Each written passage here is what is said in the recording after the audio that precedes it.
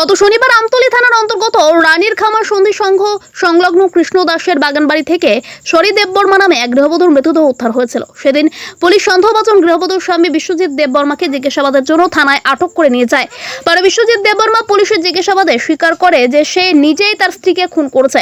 সেদিন ওই আমতলী থানার পুলিশ অভিযুক্ত বিশ্বজিৎ দেববর্মার বিরুদ্ধে একটি খুনের মামলা হাতে নিয়ে রবিবার পুলিশ রিমান্ড চেয়ে আদালতে প্রেরণ করে। আদালত অভিযুক্ত বিশ্বজিৎ দেববর্মাকে 2 দিনের পুলিশ রিমান্ড মঞ্জুর করে।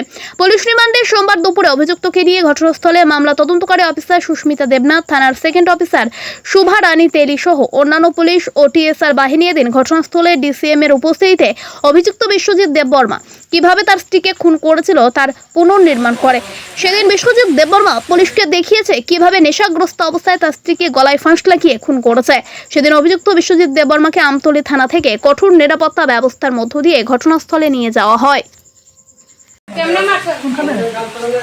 হ্যাঁ আচ্ছা না আমি গামছা ধরছি দেখো পরে এলো ফলাইছে আমি তারে আমি ফলাইয়া এলো করে পাউ ধরছি তারপরে আমি এরকম করছি এবং দিশো গেছে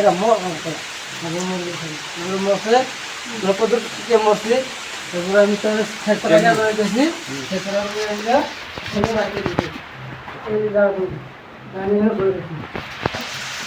হেসরাইয়া কেমনে নিছো দেখাও হেসরাইয়া কেমনে নিছো কেমনে নিছে হাসরাইয়া? দুপুর মদ খেয়েছি, মদ খেয়ে ঝগড়া হয়েছে, কইছে আমাদের থাকো না ভাইয়া একটা গাম ফলে বাইরে গেছে আমি তারে এনে ধরছি, ধরে এনে ফলে আমি গামছা দিয়ে হেসরা ধরছি গোলা বলতে মরে গেছে আমি তারে আমি হেসরা আনছি।